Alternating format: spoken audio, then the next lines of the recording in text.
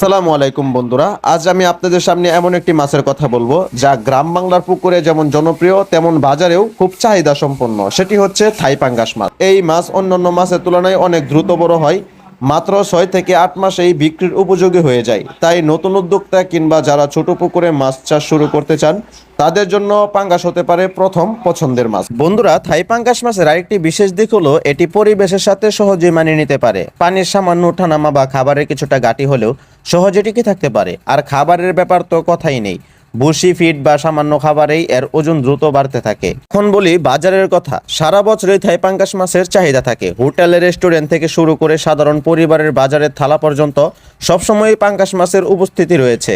দাম তুলনামূলকভাবে স্থিতিশীল, ফলে চাষিরা সবসময় ভালো লাভ করতে পারে। সবচেয়ে বড় কথা হলো পাঙ্গাস মাছ আমাদের প্রোটিন ঘাটতি পূরণ বিশাল ভূমিকা রেখেছে। কম দামে বেশি মানুষের কাছে পৌঁছে যাচ্ছে, তাই একে বলে সবার মাছ। তাই বন্ধুরা, যদি আপনাদের মাছ চাষে আগ্রহী হন তাহলে পাঙ্গাস হতে পারে আপনার সবচেয়ে সহজ আর লাভজনক একটি উপায়। সঠিক পরিকল্পনা, নিয়মিত যত্ন, সঠিক খাবার, এই তিনটি জিনিস মেনে চললেই আমাদের পুকুরে ভরে উঠবে ঝাঁকে ঝাঁকে পাঙ্গাসে।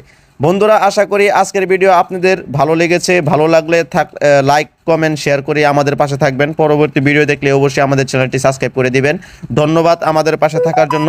নিত্য নতুন ভিডিও যেন আপনাদের মাঝে উপহার দিতে পারি সেজন্য আমাদের পাশে থাকবেন। সকল ধরনের মাছের পোনা পেতে আমাদের স্ক্রিনে থাকা নাম্বারে যোগাযোগ করে যে কোনো মাছের পোনা সংগ্রহ করতে পারবেন আপনার যে কোনো জেলা থেকে। ধন্যবাদ।